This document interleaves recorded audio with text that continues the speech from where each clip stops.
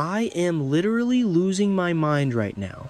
I just finished reading the General Hospital spoilers for the next 3 weeks from March 9 to March 27, and I need to vent because I cannot hold this in anymore.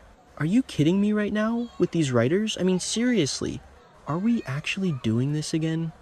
Because it feels like we are doing this again, and I am so entirely sick of it. I've been watching since 2015, and this is unequivocally the worst thing they've done in years. Wait, no, maybe the Peter August saga was worse, but this is right up there. Okay, back to the point. Let's talk about Jason Morgan. They are setting up Jason's departure. Again, and I am furious. I know some people are loving this, maybe the anti-mob fans or the people who are just tired of the leather jacket, but personally, I am devastated. We just got Stone Cold back. He returned in 2024. We went through all that massive buildup, all that intense drama, all the tears, and now the show is dropping grim hints for the week of March 23 to 27 that he might face another presumed demise, because apparently a bridge collapse or a tunnel cave-in or getting shot and falling into the harbor wasn't enough the last 5 times. I can't even process this. And the fact that the week of March 23 to 27 is supposed to pave the way for his exit, it makes my stomach turn.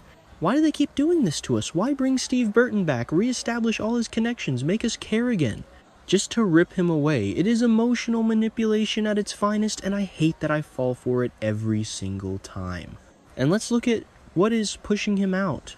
Carly, it is always Carly, isn't it? The week of March 9 to 13 kicks off with the immediate aftermath of Carly and Valentin Cassidy's passionate encounter. Yes, you heard that right. Carly and Valentin. I am sorry, but I am going to throw up. Jason shows up to rage at Carly, and honestly, good for him. It is about time somebody yelled at Carly Spencer for her terrible, horrible, no good, very bad decisions. I love Carly, I really do. She's a legacy character, but she has been completely out of her mind lately. Hooking up with Valentin, the man is a menace. He has been sneaking around Wyndemere, he is dangerous, he has a history of lying and manipulating everyone in his path, and she is just falling right into bed with him. Jason has spent his entire adult life protecting this woman. He has sacrificed his own happiness, his relationships, his time with his children, all to keep Carly safe. And this is how she repays his loyalty, by sleeping with the enemy and putting everyone at risk. So Jason ripping into her is exactly what I need on my screen. I want him to yell until his voice gives out. But if this blowout is what causes Jason to leave Port Charles, if he leaves because he finally realizes Carly is a lost cause, I am going to riot. But wait, I am getting ahead of myself. The real victim here, the person who is actually going to suffer the most, Britt Westbourne. My heart is literally breaking for Britt. The spoilers say fans need to get ready for Britt's devastation because Jason won't keep his promise to stick around. I cannot handle this. Britt has been through enough. She literally came back from the dead. We mourned her. And now she is back, and Jason has been her absolute rock. And now he is just going to abandon her. Remember when they tried this with Sam? Or when they did it to Liz back in the day? Yeah. Didn't work then either. Jason making promises he can't keep to the women who love him is a tale as old as time, but doing it to Britt is so incredibly cruel. I mean, is he going to die trying to save someone? Is that the grim hint? If Jason dies, I guess it's romantic in a twisted, tragic way. But I kinda just want them to be happy. Is that too much to ask? Apparently, yes. The writers hate happiness. And speaking of the upcoming exit, can we talk about the most bizarre spoiler of the bunch, Rocco Falconeri? Rocco is supposedly going to end up partially at fault for an upcoming exit. What does that even mean? Rocco is just a teenager. He has been through the ringer, and now Rocco is going to cause someone to leave town. Is it Jason? Does Rocco accidentally stumble into some mob crossfire and Jason takes a bullet for him? Or does Rocco do something that exposes Valentin and forces Valentin to go on the run? I swear, if Rocco gets Jason killed, Dante is never going to forgive himself. Dante is going to lose his mind if his kid gets his brother killed. I am so stressed about this. I can't stop thinking about how a teenager is going to bring down a mob enforcer or a super spy. Okay, deep breath. Let's pivot to the absolute circus that is going to be the Wyndemere Bash. Jen Sidwell is hosting this dinner party for Marco Rios, Lucas Jones, and their respective families. I put families in quotes because this is a disaster waiting to happen. Marco is flipping out over a challenge of his own, and he is not pleased about Sidwell's dinner party plans moving forward. Because of course he isn't. Marco is trying to date Lucas, who's a sweet, innocent doctor who has absolutely no idea that Marco's dad is a ruthless international villain. I mean, Lucas is so naive it hurts. He is just happy to have a boyfriend, and he is walking right into a slaughterhouse. And Sidwell is just playing everyone like a fiddle. The spoilers say there might be a crasher or two at this party. Could it be Jason? Could it be Carly? But I'm genuinely worried about Pascal. You know Pascal Sidwell's creepy henchman? The spoilers say there could be some Pascal trouble because he is such a snooper. I am calling it right now. Pascal is going to find out something he shouldn't, and somebody is going to take him out. Probably Marco. If Marco takes out Pascal to protect Lucas, I will scream. But Sidwell isn't just terrorizing the party. He is giving Willow Kane a new challenge to tackle. Willow is a congresswoman now, which I still can't entirely wrap my head around, but whatever. Sidwell is pulling her strings, and now Willow has marching orders. I am so frustrated with Willow. Just tell someone. But no, she is going to try to handle this international bad guy by herself, because she thinks she is invincible now that she is in politics. Good luck, girl. You are going to need it. And speaking of Willow, Alexis Davis is suddenly extending a plea to her. This ties into the whole Jason exit thing. Alexis is hoping to get her restraining order drama put to rest. Why? Because Alexis is in the running to be Danny Morgan's guardian if something happens to Jason. This is where the panic really sets in for me. If the show is already setting up custody arrangements for Danny, Jason is definitely going down. But Alexis is already caring for Scout Quartermain. So if Alexis wants to keep Danny and Scout in the same house, that restraining order has gotta go.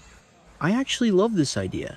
Alexis has always been the glue for these kids. She has a history of picking up the pieces when the mob men in her life fall apart.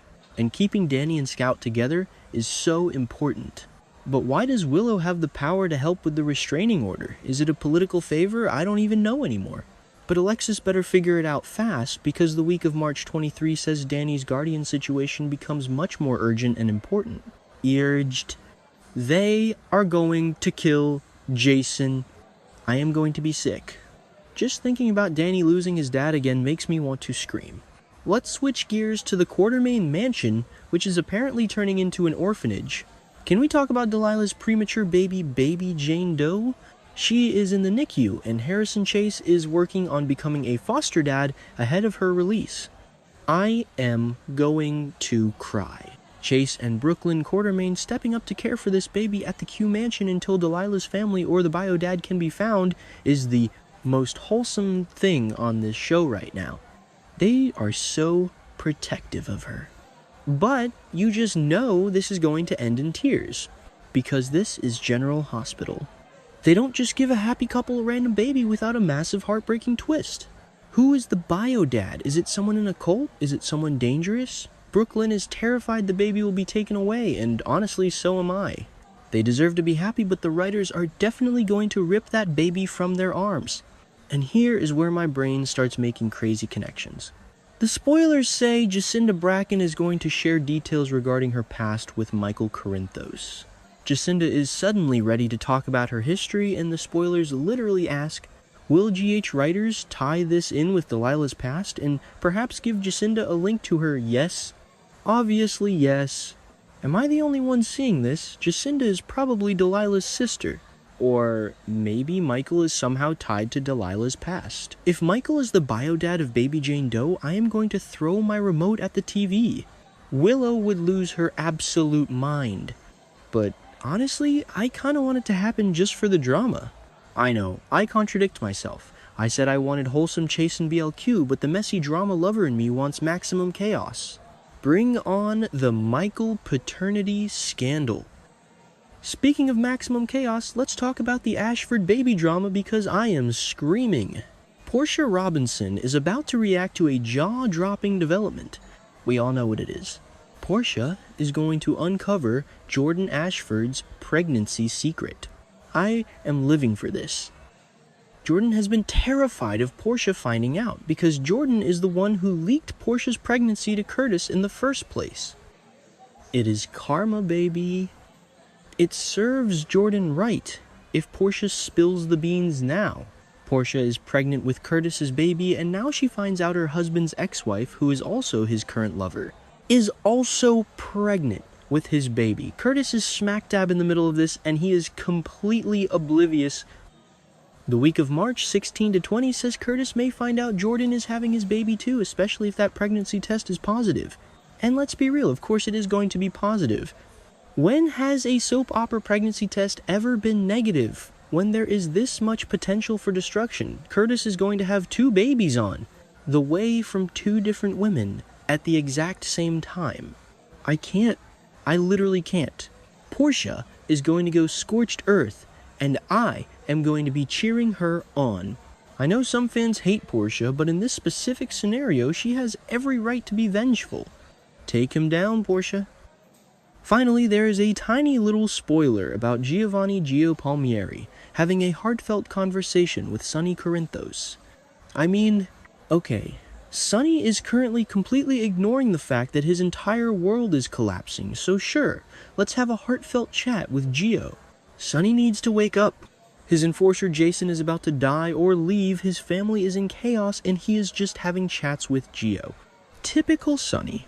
He never sees the bullet coming until it hits him. So yeah, that is where my head is at. I am dreading March 23rd. I am dreading saying goodbye to Jason Morgan again. I am terrified for Britt, I am anxious for Chase and BLQ, and I am absolutely salivating for the Curtis, Portia, Jordan explosion. This show is going to ruin my life for the next 3 weeks, and I am going to watch every single second of it. Let me know if I am crazy, but I feel like we are heading for a massive reset in Port Charles, and not everyone is going to survive it.